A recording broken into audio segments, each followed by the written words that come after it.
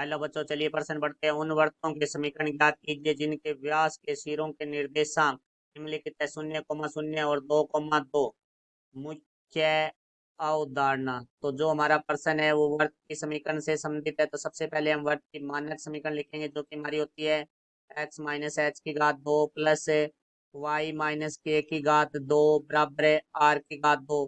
जहाँ हमारा केंद्र होता है वो होता है एच कोमा के, व त्रिज्या है वो हमारी होती है आर। तो अब हमें प्रश्न के बारे में बात करते हैं। तो प्रश्न में हमें दिए गए हैं व्यास के सिरों के निर्देशांक। तो हमारा जो प्रथम सिरा है उसको हम ए से लिखते हैं। तो ए बराबर हमारा आ गया 0,0। वह दूसरा सिरा है उसको हम बी से लिखते हैं जो कि हमारा है 2,2। अब हम एक वर्त बनाते हैं। ये हमारा वर्त है जिसका ये प्रथम सिरा है वो हमारा ए है, जिसके निर्देशांक हमारे पास है 0,0, और दूसरा सिरा है वो हमारा है बी जिसके निर्देशांक है 2,2। तो हमारा इसका जो केंद्र होता है वो मध्य बिंदु होता है व्यास का। तो ये जो कि हमारा एच कोमा के है, तो यहाँ से हम देखो मध्य बिंदु का सूत्र लिखेंगे। तो मध्य बिंदु, तो देखो मध्य बिंदु होता है हमारा x बराबर है x1 प्लस x2/2,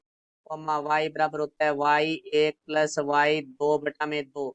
तो x और y है वो मध्य बिंदु होते हैं। तो यहाँ मध्य बिंदु h और k है, तो x का मान h होगा और y का मान हमारा k होगा।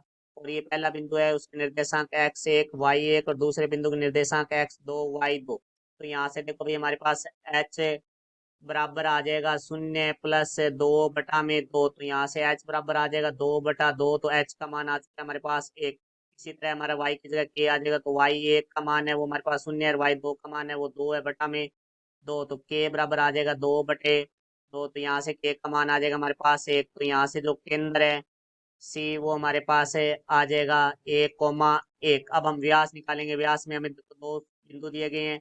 तो पहला बिंदु है वो 1,a है और दूसरा जो सिरा है वो हमारे पास है 2,2। तो इसका व्यास निकालने के लिए हमें दूरी निकालनी होगी। तो दूरी बराबर होता है हमारा वर्गमूल x2 - x1 की घात 2 प्लस y2 - y1 की घात 2। तो यहाँ से हमारा ए बी बराबर आ जाएगा वर्गमूल 2 - 0 की घात 2 प्लस 2 - 0 की घात 2। 2 - 0 हमारा 2 होता है। तो यहाँ से ए बी बराबर हमारा आ जाएगा वर्गमूल 2 की घात 2 प्लस 2 की घात 2। तो यहाँ से आ जाएगा वर्गमूल 2 की घात 2 4 होता है प्लस 4। तो ए बी बराबर हमारा आ गया वर्गमूल 8। तो वर्गमूल 8 को हम हल करेंगे तो ए बी बराबर आ जाएगा 2 वर्गमूल 2। तो यहाँ से हमारा जो व्यास है वो आ चुका है 2 वर्गमूल 2। तो त्रिज्या होती है वो हमारी होती है व्यास बटे 2। तो यहाँ से हमारा त्रिज्या बराबर आ जाएगा 2 वर्गमूल 2/2। तो 2 से 2 कट जाएगा तो हमारी जो त्रिज्या है वो आ जाएगी वर्गमूल 2।